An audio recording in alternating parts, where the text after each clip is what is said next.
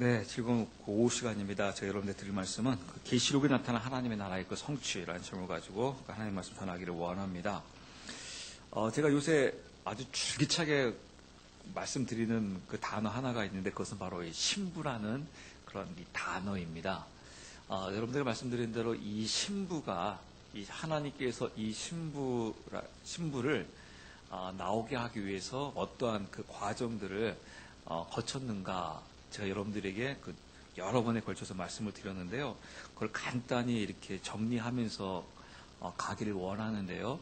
하나님께서는 하나님의 그 백성으로 그 이스라엘을 선택하셨죠. 그래서 이스라엘 백성들을 일컬어서 그 선민이라고도 하고요. 또 이스라엘 백성들을 일컬어서 장자라고도 하고요. 또 하나님께서 이스라엘을 신부로 선택한 것을 볼 수가 있습니다.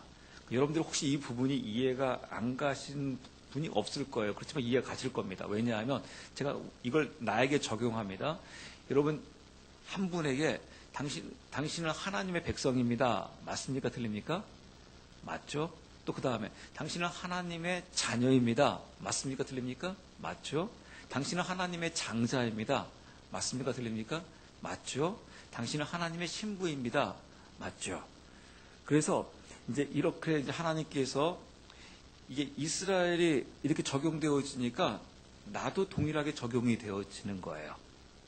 만약에 이것이 이스라엘에게 적용이 되어지지 않게 되게 되면 나에게 적용이 안 돼요. 왜냐하면 하나님께서는요, 사실 성경에 한 번도 우리에게, 열방에게 일컬어서 너는 나의 자녀요, 너는 나의 신부라고 이야기해 본 적이 없어요.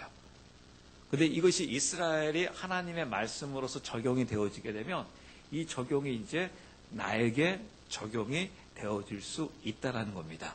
이게 하나님의 창조의 원리인데요. 하나님께서 아까 말씀하신 대로 우리가 이사야 53장, 54장의 그 내용들을 이렇게 보게 되면 하나님께서 이스라엘을 신부로 선택하죠.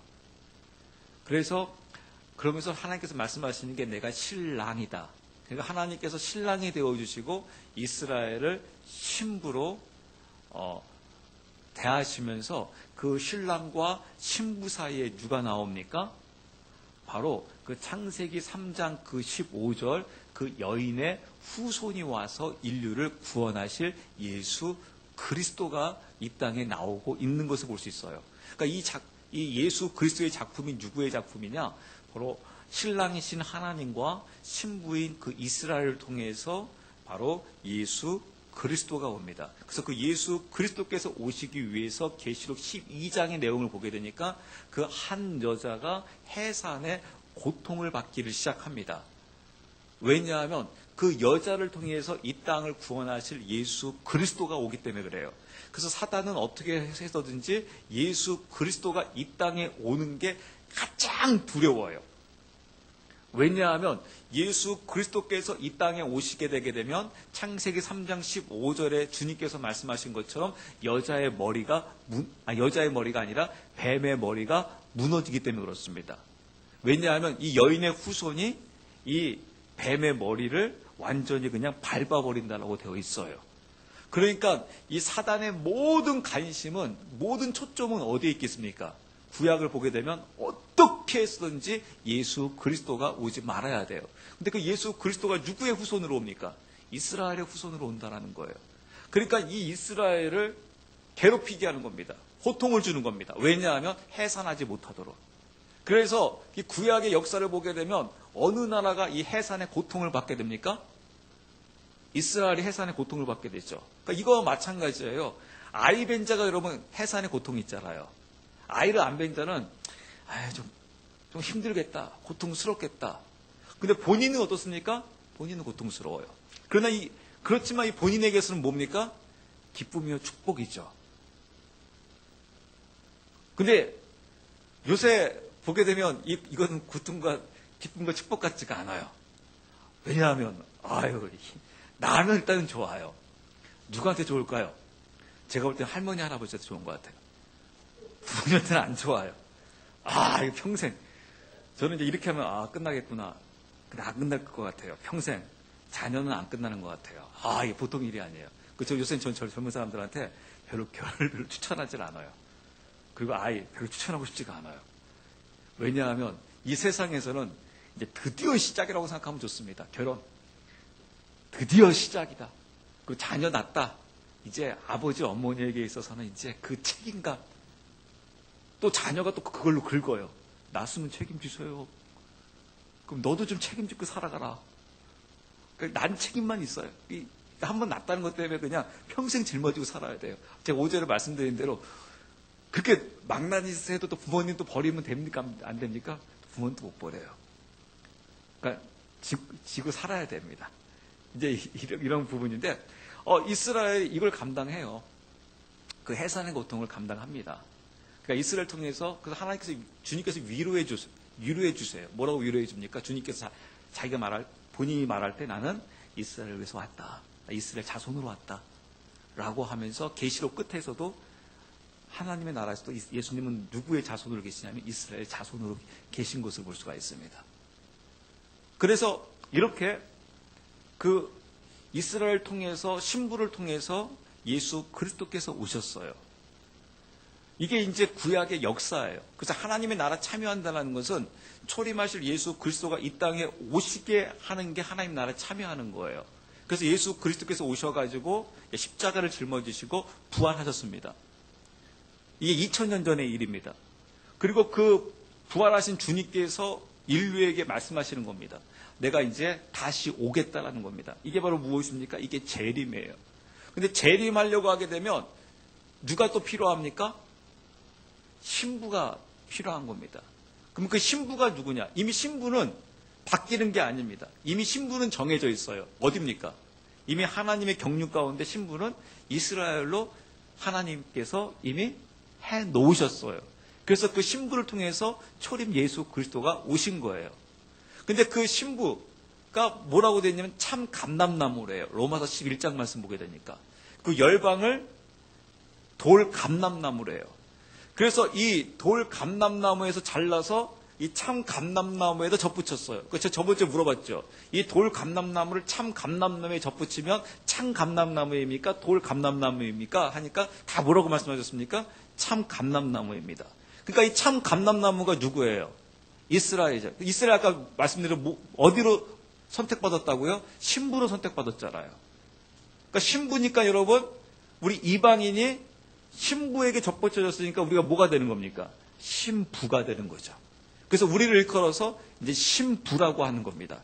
이것을 에베소서 2장 15절 16절에 이것을 원누맨이라고 하는 거예요. 이 둘을 하나 되게 했다.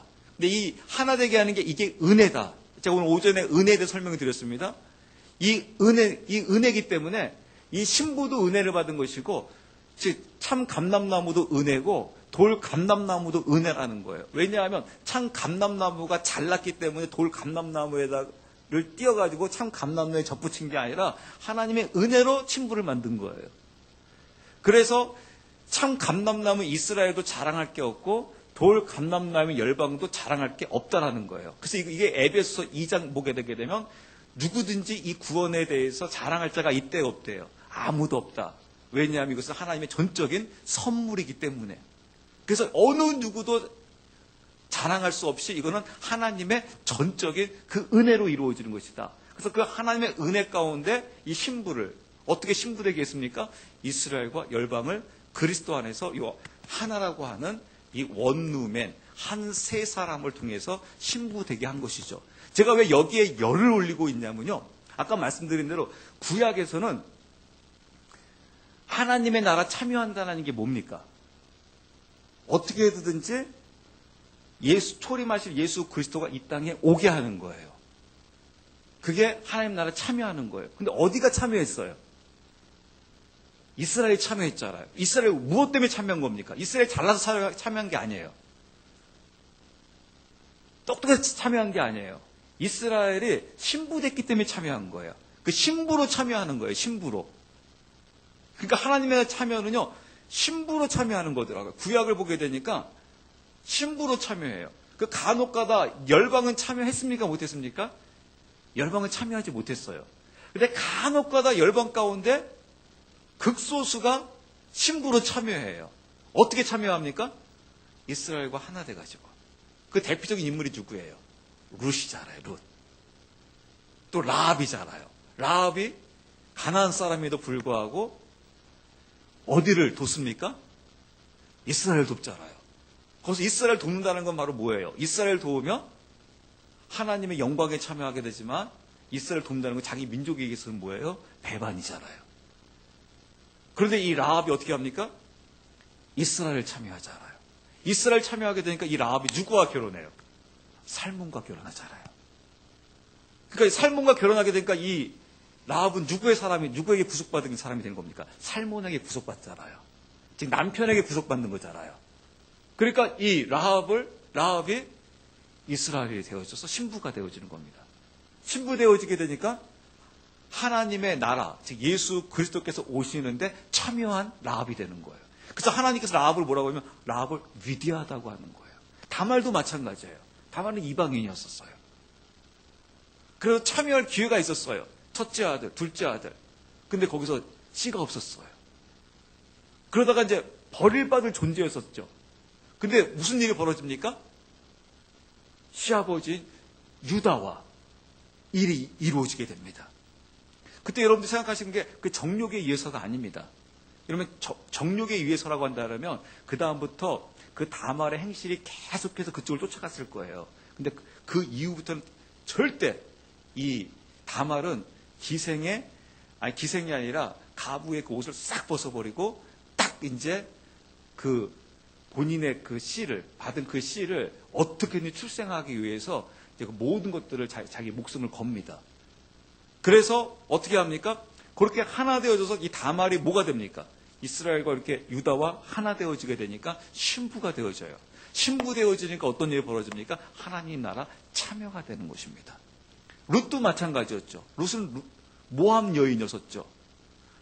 그러나 이 룻과 함께 했던 오르바, 이 며느리는 어떻게 합니까? 며느리는 떠나버립니다. 떠나니까 이 오르바는 상관없어요. 어떤 문헌에 의하면 이 오르바의 후손은 누구라고 되어 있냐면 나중에 골리앗이 나옵니다.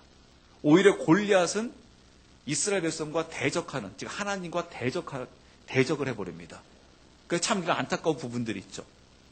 그래서 이렇게 그 초림하실 예수 그리스도께서 이 땅에 오실 때 하나님 나라를 무엇으로 참여하느냐? 신부로 참여가 되어져요. 신부. 그러니까 신부가 되어지게 되면 하나님의 나라를 참여하는 동참자가 되어져요. 근데 신부가 아니었을 경우에는 하나님 나라에 참여하는 것과 별개가 됩니다. 이제 여러분 그 초림하신 예수 그리스도가 이제 어떻게 하셨습니까? 다시 오신다라고 되어 있잖아요. 무엇으로 오신다고 되어 있습니까? 신랑으로 오시잖아요. 그럼 다시 오실 그 신랑으로 오시는 그 하나님의 나라가 그의 성취가 되어지는데 그 하나님의 나라 성취하려고 하게 되면 이제 우리가 뭐가 되어야 됩니까? 우리가 신부로 참여하는 거예요. 그 신부로 참여하게 되게 되면 이게 무슨 일이 벌어지냐면 하나님의 나라를 이루어 나가게 되는 겁니다. 저는 여기에 이 비밀을, 이 진리를 깨닫게 된 거예요. 여기서 우와 주님 그렇군요. 우리 풍성한 교회가 이제 이 신부로 깨어나게 되게 되면 하나님께서는 말씀하시기를 우리는 지금 그런 것 같지만 마태복음 1장에서 나오는 것처럼 우리가 볼 때는 진짜 후진 여자들이에요. 그 여성들이 다 후졌어요. 그런데 하나님께서는 가장 귀하게 보고 있는 거예요. 나중에 하나님께서 우리가 신부 되어졌을 때 하나님은 신부를 가장 귀하게 여긴다는 거예요. 후지게 여기는 것이 아니라 가장 귀하게 여긴다는 거예요. 그래서 이 신부로 깨어난다는 게 이게 어마어마해요. 그러니까 아까 말씀드린 대로 초림, 그 이스라엘이 그 신부가 되어지니까 여러분 이스라엘이 그러면 어떻습니까? 좀 육신적으로 고달픈 인생을 살아갑니까? 아니, 편안한 인생을 살아갑니까? 좀 고달픈 인생을 살아갑니다. 그래서 하나님께서 우리에게 주시는 거는요, 여러분 이거예요. 편안함이 아니에요. 여기 속지 마세요. 하나님께서 우리에게 주시는 것은 평강이에요. 평강.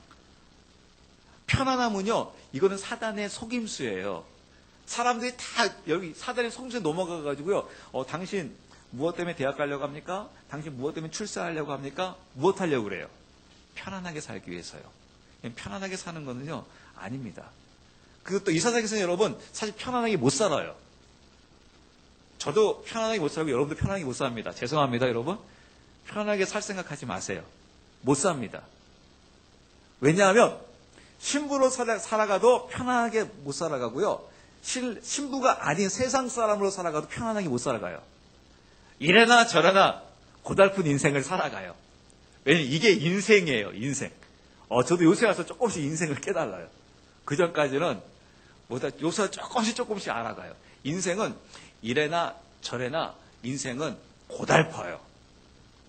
우리가 보기에 조금 저 사람이 나은 것처럼 보여질 뿐이지 인생 자체는 다 고달픈 인생을 살아가게 되어 있습니다. 그게 여러분 우리의 그 인생이라는 것을 알았을 때 아까 말씀대로 신부로 이제 나갔을 경우 사단이 또 가장 무서워 가장 두려워하는 게 첫 판에서는 사단이 완전히 깨져버렸어요. 그래서 초림 예수 그리스도가 오고 말았죠. 그렇게 이스라엘에다가 해산의 고통을 주면서 막으려고 했지만은 이제 다시 오실 예수 그리스도예요. 그래서 다시 예수 그리스도가 오게 되면 그때는 사단의 머리가 깨지는 게 아니라 어느 정도냐면 사단이 그 무적행위에 갇히게 돼요. 사단은 이걸 가장 무서워해요. 가장 두려워해요. 그래서 교회가 어떻게든 신부로 깨어나는 걸 사단이 이걸 막으려고 합니다. 사단의 가장 큰 사명은 신부로 깨어나는 교회예요. 왜냐하면 신부로 깨어나지 않게 되게 되면 주님은 못 오시기 때문에 그렇습니다. 제가 여러분 누차 말씀드렸습니다. 신랑은 신부를 위해서 와야 되기 때문에 그렇습니다. 근데 신부가 없으면 안 되잖아요. 그 신부가 신랑을 향하여 부르짖기 시작해야 돼요. 그 부르짖음이 있어야지만 그 신랑이 보고 듣고 알고 이제 그 신부를 위해서 오게 되는 겁니다. 그래서 교회마다 신부로만 깨어나지 말라는 거예요. 다른 거 다 하라는 거예요. 그 어느 것도 교회가 하는 거에 대해서 허용할 수 있다라는 거예요. 그것만 하지 말라요. 신부로 깨어나지 말라는 거예요. 근데 이 신부로 깨어나려고 하게 되면 반드시 우리는 돌 감람나무와 참 감람나무는 이 이스라엘도 마찬가지예요. 이스라엘도 지금 다시 신부로 깨어나려고 하게 되면 반드시 어디를 품어야 되는 줄 아세요? 열방을 사랑해야 돼요. 자신들만 특권의식을 갖고 자신들만 선민이라는 그런 것을 그리스도 안에서 무너뜨려 버려야 돼요. 무너뜨리고 어디를 사랑해야 되냐면 열방을 사랑해야 돼요. 이게 장자의 사명이에요. 여러분 장자에게 2배의 축복을 주잖아요. 왜 주라고요? 왜 주는 겁니까? 부모가 왜 주는 겁니까? 너 어제 잘 먹고 잘 살아라? 그게 아니죠. 장자는 반드시 누구 챙겨야 돼요? 형제간 챙겨야 돼요. 그게 장자의 사명이에요. 그래서 하나님께서 더 그 축복을 주는 겁니다. 그래서 이스라엘은 반드시 열방을 사랑해야 돼요. 열방을 품어야 돼요. 또 이 열방, 우리 열방은 또 어디를 또 사랑해야 됩니까? 이스라엘 사랑해야 돼요. 제가 왜 이 부분을 여러분들 또 강력하게 이야기하냐면 제가 이 부분을 깨닫기 시작하면서 제 사고방식이 바뀌었어요. 나중에 저희가 한번 가기를 원하는데 참 여기서 몇 분 안 되는 것 같아요. 성지순례 갔다 오신 분이 몇 분 없죠. 저도 아직 못 가봤어요. 목사님에도 못 가봤어요. 근데 제가 이제 성지순례에 대한 여행에 대한 개념이 바뀌었어요. 예전에는 가면 이제 어디 들린 데 있지 않습니까? 저는 거기 가고 싶은 생각이 아예 별 생각이 없어요. 그쪽에. 제가 정말 이스라엘 가고 싶은 이유는 바로 무엇이냐면 제가 메시아닉 처치잖아요. 예수 그리스도를 믿고 있는 이스라엘 교회 가서 그들하고 같이 우리가 오후 예배 때 드렸던 그 찬양 있지 않습니까? 바루카바 베셈 아도나이를 부르고 싶어요. 왜냐하면 성경에 나와 있거든요.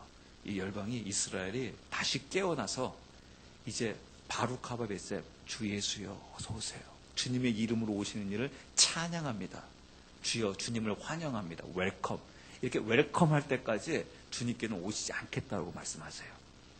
그래서 그 메시아니 그 교회 예수 그리스도를 믿고 있는 그 이스라엘 사람들과 같이 찬양하고 같이 기도하고 같이 예배하는 그런 자리를 만들고 싶어요. 그게 저희가 이스라엘 가고 싶은 그 이유 중에 하나입니다. 그래서 한국 땅에 예루살렘 땅에 이 원루멘 교회 아니 원루멘 하우스라는 것을 만들어 가지고 그곳에서 같이 기도하며 이 열방을 위해서 이 전 세계에 이 신부로 깨어나서 마라나타 주 예수여 어서 오시옵소서라고 간절히 간구하며 사모하며 기도하고 싶은 그런 마음이 아주 우리의 소망입니다. 그래서 이 신부로 깨어나게 되면 이제 사단은 아까 이스라엘에다가 그 고통을 주고 있는 것처럼 이 신부들에게 어려움을 줍니다. 그래서 성경에서는 계시록에서는 이미 말씀해주고 있어요. 너희 신부들이 성경은 이렇게 나와 있습니다. 내가 앞으로 너의 눈물을 씻어줄게. 너의 이제 그 부르짖음을 내가 이제 그것을 부르짖지 않게 해줄게. 위로해줄게. 그 말들이 나와요. 그 말은 무슨 말입니까? 이 신부로 살아가는 동안, 즉 신랑이 오실 때까지는 많은 눈물 흘릴 수 있다라는 거예요. 많은 고통받을 수 있다라는 거예요. 왜냐하면 여러분 이렇습니다. 딱 신부로 딱 여러분이 결정이 나지 않습니까? 그러면 이상하게요. 이걸 세상적으로 비유하기가 좀 모호한데 신부로 딱 결정나면요. 그만큼 유혹받는 일이 더 많이 생겨요. 또 괜찮은 사람이 더 눈에 보이기 시작한다는 겁니다. 이 사람 더 괜찮은 사람들이 딱 그 전까지는 보이지도 않다가 딱 결정나면 더 막 그냥 그 유혹과 넘어뜨리움이 더 강해진다는 거예요. 왜냐하면 신부로 딱 결정되어졌기 때문에 그렇습니다. 그 신부로 결정되어지게 되게 되면 그 신부를 무너뜨리기 위해서 그 신부의 그 순결을 무너뜨리기 위해서 굉장한 공격이 들어온다는 거예요. 왜냐하면 이미 신부로 깨어났으니까 어쩔 수가 없어요. 그러면 그 신부로 깨어났는데 그 신부를 이제 뭘 만들어야 됩니까? 아까처럼 악한 종을 만들어야 하는 것처럼 악한 신부를 만들어야 돼요. 그 악한 신부를 만들려면 어떻게 해야 되는 겁니까? 음행하게 만드는 거죠. 이 신부들을 음행하게 만드는 거죠. 즉 타락한 신부를 만들어버리는 거죠. 때로는 잠자는 신부가 되게 해버리는 거죠. 그래서 전혀 준비 못하는 신부가 되게 하려고 하는 것이죠. 이게 이제 사단의 가장 큰 사명입니다. 그래서 결국에 싸움은 무슨 싸움이냐면 이 신부 싸움이에요. 신부 단장 들어가느냐, 신부 단장 못하게 하느냐, 그 전에는 절대 신부로 깨어나지 말라는 거죠. 그러다가 아차하는 사이에 신부로 딱 깨어나게 되게 되면 어떠한 일이 있어도 신부 단장 시키지 못하게 하는 게 사단의 사명이에요. 그러면 이 신부가 여러분 이겨나갈 수 있는 이런 힘과 능력이 있느냐? 사실 여러분 신부는 그런 힘과 능력이 없어요. 신부는 연약합니다. 이 늑대들을 상대로 해가지고 싸울 만한 그런 힘을 갖고 있지 못해요. 그렇지만 그럼에도 불구하고 이 여호와 하나님께서 이 아들인 예수 그리스도인 신랑과 이 신부가 혼인잔치할 수 있게끔 하기 위해서 참 감사한 건 바로 무엇이냐면 이 아버지가 신부들에게 지창금을 미리 줘요. 그래서 우리 지창금 가지고 결혼 준비하는 거예요. 신부들이. 다른 걸로 준비하게 되면 망해요.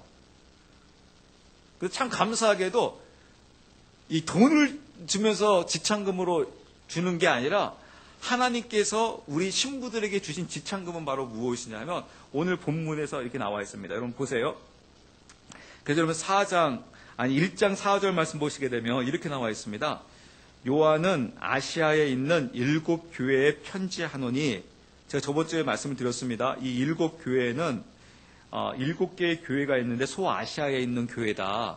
참 재미있는 것은 그 당시에 중심이 되는 교회가 아니라 오히려 변두리 교회였다. 근데 이 변두리 교회 왜 이 7 교회에다가 주고 있냐면 이 7 교회가 아까 이야기한 그 원루맨으로 이루어진 신부 교회였다라는 거예요. 예수 그리스도를 믿고 있는 이스라엘과 예수 그리스도를 믿고 있는 이 이방인이 하나로 모여진 교회. 이 교회를 일컬어서 이 원루맨 교회라고 하는 겁니다. 한마디로 우리 교회 같은 경우에 지금 글로벌 처치가 됐잖아요.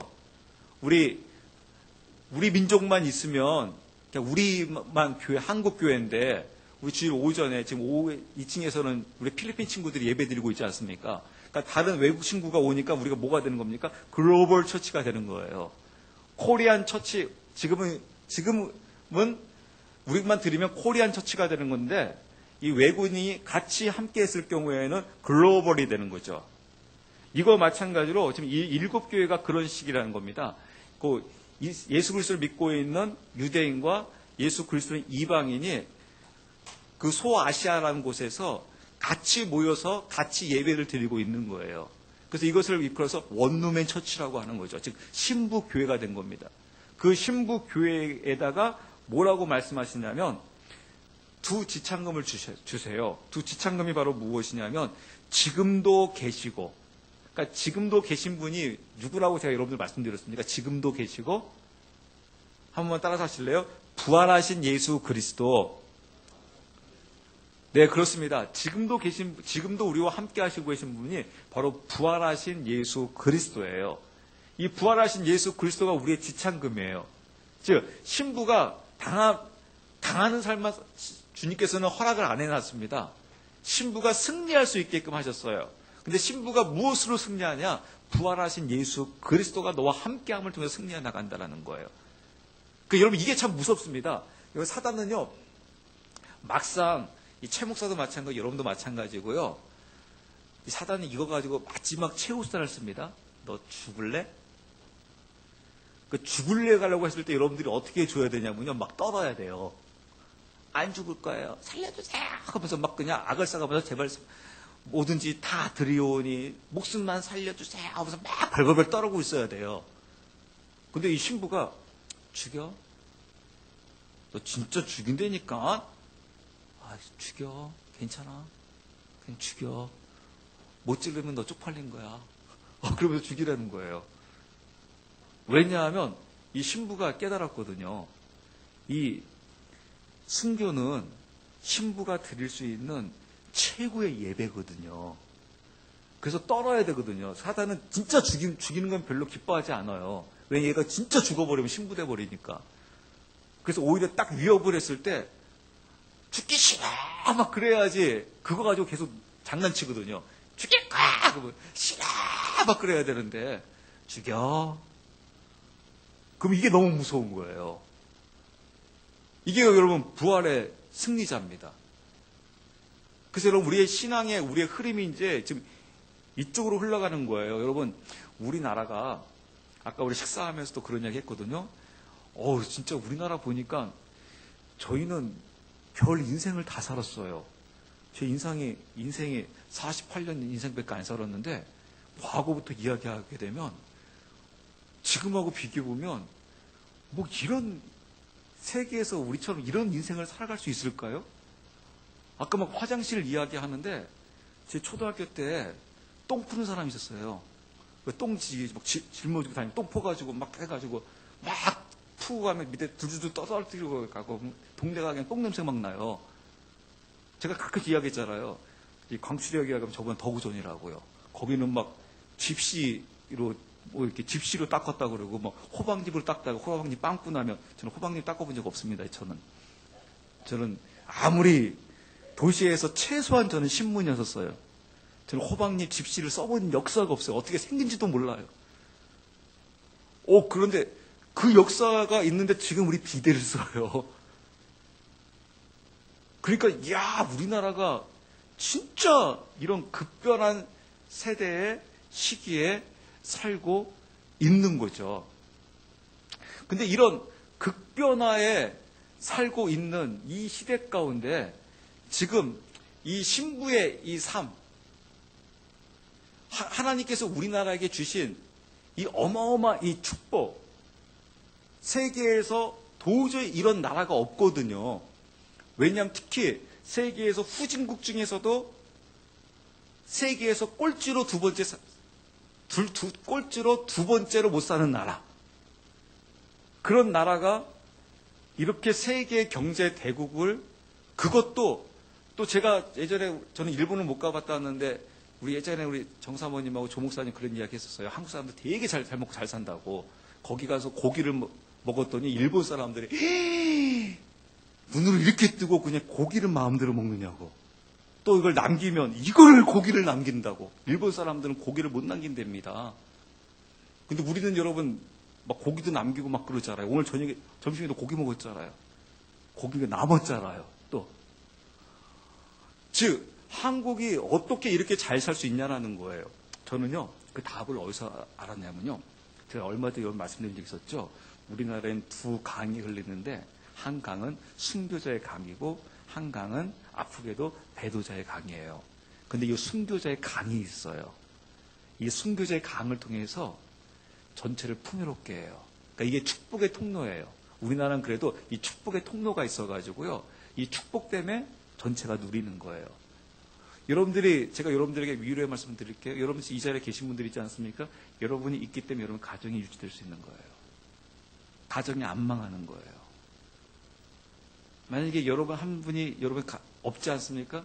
그 가정 하나님께서 희망 있게 안 봅니다.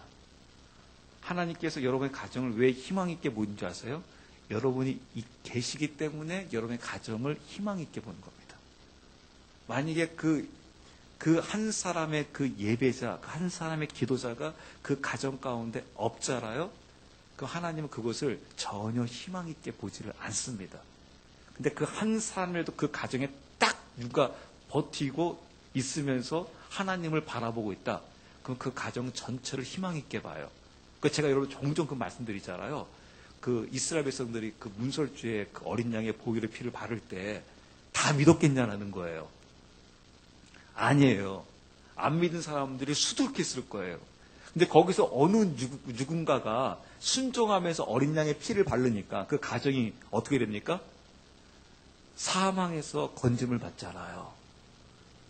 여러분 우리나라가 이 사망으로 가지 않고 이 길을 갈 수 있는 게 그 생수의 강을 잡고 있는 이 생명을 잡고 있는 이 생명자들이 있는 거예요. 이 강이 그래도 흘러가고 있는 거예요. 이게 딱 끊기지 않고 이게 흘러가고 있습니다. 그러니까 그걸로 인해 가지고 이 한국이라는 나라가 전체가 그냥 혜택을 받고 있는 겁니다. 이것을 우리가 영적인 눈으로 바라볼 수 있어야 되는 거예요. 그래서 여러분 한국이 특이하게도 이런 것들을 한국이 다 누리면서 살아가고 있는 그 모습을 보게 됩니다.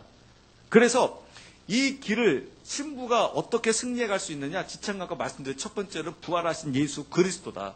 그래서 그 부활하신 예수 그리스도를 통해 가지고 이 신부들이 승리할 수 있게끔 해주세요. 이 길을 걸어갈 수 있게끔 해주세요. 그래서 신부는 전적으로 누구만 바라보는 거예요? 신랑을 바라보는 거예요. 제가 어제도 한 지차에게 말씀을 드렸는데요. 이스라엘이 신부로 살아갔을 때 신랑만 바라보게 되게 되면요. 주변국 어느 국가도 손을 못 대요. 망할 것 같은데 절대 안 망해요. 근데 신부가 가끔씩 이제 한눈을 팔 때가 있어요. 저처럼요.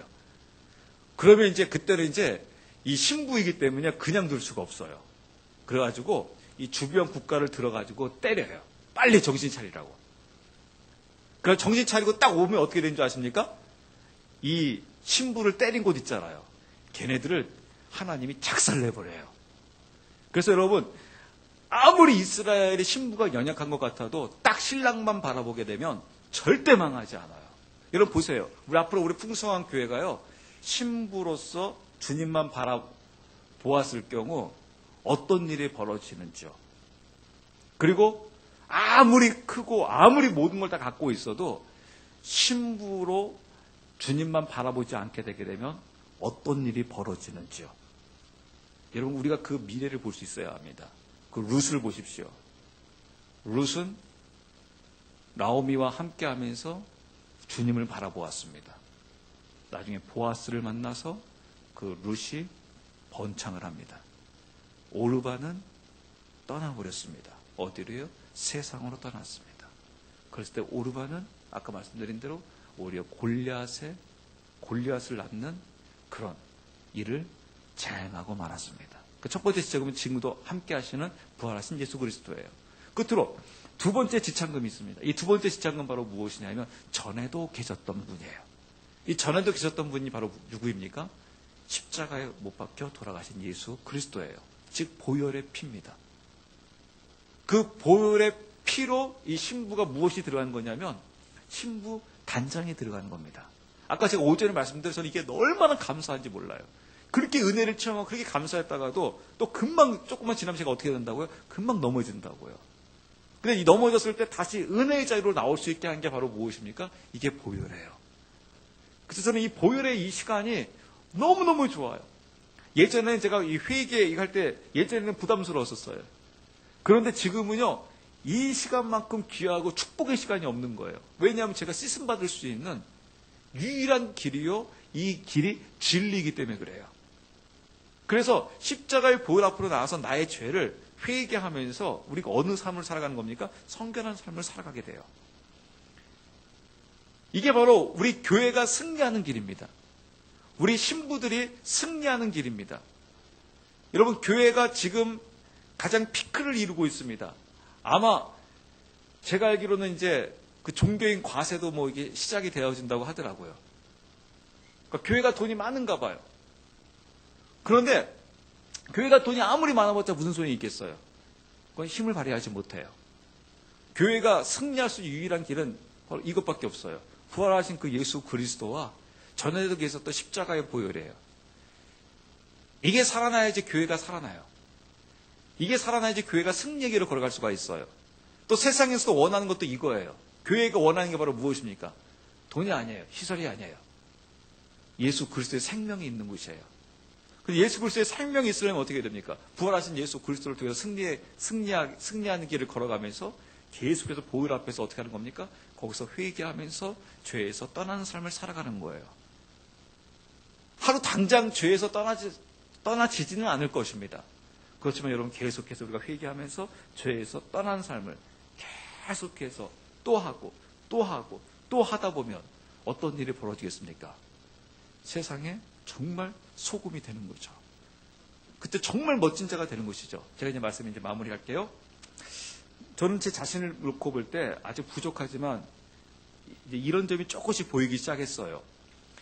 제일 처음에 우리가 계속해서 회개의 자리로 나가게 되게 되면 제일 먼저 첫 번째 열리는 열매가 바로 무엇이냐면 회개에 합당한 열매예요. 즉 회개의 열매예요. 여러분, 이 회개의 열매는요, 나도 먹기 힘들고 여러분도 먹기 힘들어요.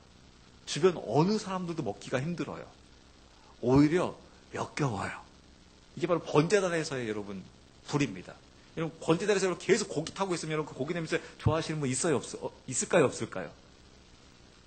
아무도 없어요. 회개의 열매는 나도 먹기가 싫어요.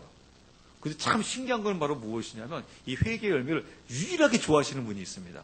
이 냄새를 유일하게, 이 번제단의 냄새를 유일하게 좋아하시는 분이 있어요. 누군지 아십니까? 주님이세요. 이상하게 주님은 이 냄새를 향기로운 냄새라고 해요. 나는 안 향기인데. 내가 맺었어도 이건 나한테는 안 향기인데 하나님은 향기롭대요. 그래서 이 회개의 열매가 먼저 맺히기 시작해요. 제가 제 자신을 보더라도 회개의 열매들이 맺히기 시작해요. 그래서 이 회개의 열매가 맺히기 시작하면서 이제 무슨 일이 벌어지냐면요, 이제 성령의 아름다운 열매들이 맺어지기 시작해요. 제가 제 자신을 놓고 봤을 때 이제 이 성령의 열매들이 맺혀지기 시작했어요. 근데 아쉽게도 이 따먹을 수준은 아직 못 돼요. 근데 이 기대를 해요. 소망을 가져요. 왜냐하면 맺어졌다는 건 바로 무엇입니까? 이제 열매로 자라난다는 거거든요.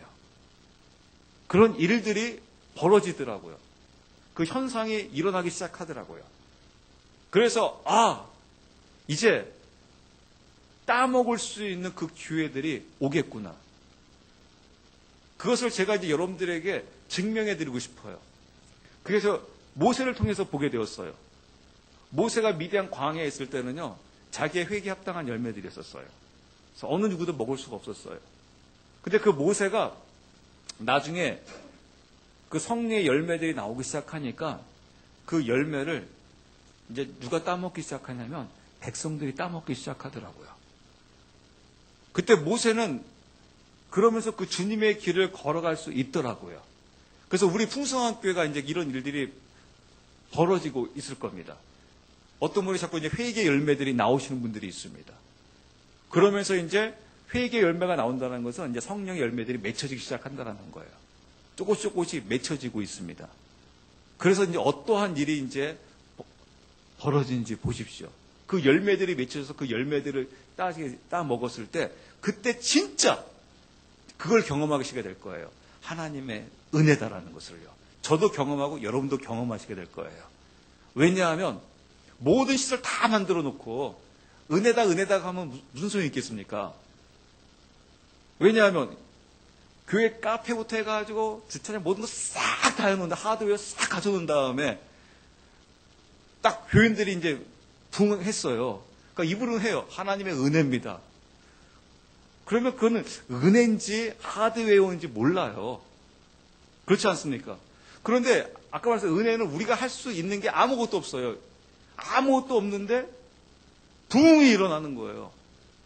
그럼 이건 진짜 무엇밖에 없습니까? 저도 진짜 은혜입니다. 여러분도 은혜입니다.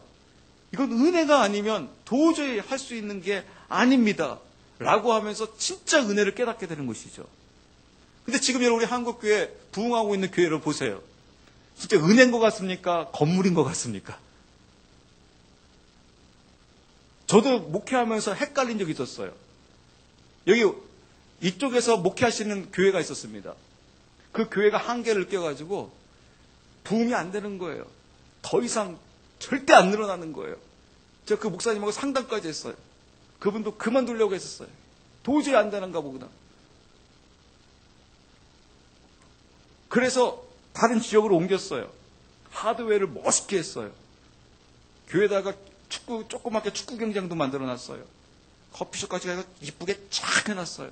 안 본당을 그냥 서양식으로, 제가 좋아하는 스타일로 서양식으로 쫙 해놨어요. 멋있게 해놨습니다. 그러면서 시스템 쫙 해놨어요. 교회가 부흥할 거야 안 할까요? 진짜 하더라고요. 입으로 이제 뭐라고 할 수밖에 없습니까? 은혜로다 할 수밖에 없는 거죠. 그래서 목회를 하려면 또 이래야 한대요. 사람은 서울로 가야 되고 말은 제주도로 가야 한대요. 제가 볼 때 진짜 서울에서 목회해야 되는 것 같아요. 아멘. 그럼 여러분 이게 진짜 은혜예요? 은혜가 아니에요? 몰라요. 이게 진짜 은혜인지 몰라요. 그래서 교인들 체험이 안 되는 거예요. 왜냐하면 이게 진짜 은혜냐? 왜냐하면 이렇게 하면 사람 모여드는 건 당연한 거지. 모든 걸 갖추고 있는데 모든 시스템을 싹 갖춘 상태에서 이건 안 오는 게 신기한 거지. 더군다나 지금 여러분 보세요. 학교들 멋지게 해놓고 멋지게 광고 때리고 멋지게 돈 투자하게 되게 되면 당연히 학생들 몰리게 되어 있거든요. 그런데 정말 은혜라는 것은 우리가 할 수 없는 것을 하나님께서 하신다라는 거예요. 그 일들이 벌어진다라는 거예요. 그래서 하나님께서 그 모든 것들을 한번 쫙 빼봐요. 그게 바로 광야입니다. 광야. 그래서 하나님께서 하시는 이 부분을 진짜 우리가 한번 은혜 체험해보자라는 거예요. 이 목사인 최 목사도 한번 체험해봐야 되고 여러분 한 분 한 분들도 다 체험해보자라는 거예요. 그래서 그 하나님의 그 은혜 가운데 그 신부들이 그 승리해서 그 신부들의 그 삶이 그리스도 안에서 얼마나 멋있는 것이고 이 하나님의 축복 가운데 기가 막힌 이 하나님의 진짜 이 은혜를 한번 경험해 보면서 그 은혜를 경험한 자로서 어디에 가더라도 절대 흔들 수 없는, 왜냐하면 내가 이 은혜를 확실하게 체험했기 때문에 이것을 보고 듣고 해보자라는 겁니다. 저도 그것을 위해서 목숨 걸고 나가는 거예요. 제가 이 길을 나갔습니다. 그래서 제가 이제 한마디만 하고 이제 끝날게요. 제가 이 은혜를 하면서 이런 기도를 했어요. 계시록 공부하면서요. 예전엔 주님, 주님의 품에 하나님 가게 해주세요. 라고 하다가 이 땅에 만약에 남아야 하는 자가 있다면 하나님, 저는 남게 해주세요. 그래서 환난을 고스란히 받게 해주세요. 왜냐하면 목사의 책임이, 아버지의 책임이 가족을 책임져야 되고 성도를 책임져야 하잖아요. 그래서 그 한 사람까지 끝까지 책임질 수 있게끔 그 길을 걸어가게 해주세요. 한 게 제가 이 계시록이에요. 이걸 보게 한 게. 그래서 우리가 그 주님의 그 길을 한번 이렇게 지금도 함께 하신 부활하신 예수 그리스도와 그 전에도 계셨던 그 십자가의 능력으로 신부 단장 되어져서 한번 주님의 길을 한번 끝까지 가볼 수 있는 저와 그 여러분들이 되었으면 합니다. 같이 한번 우리 기도하기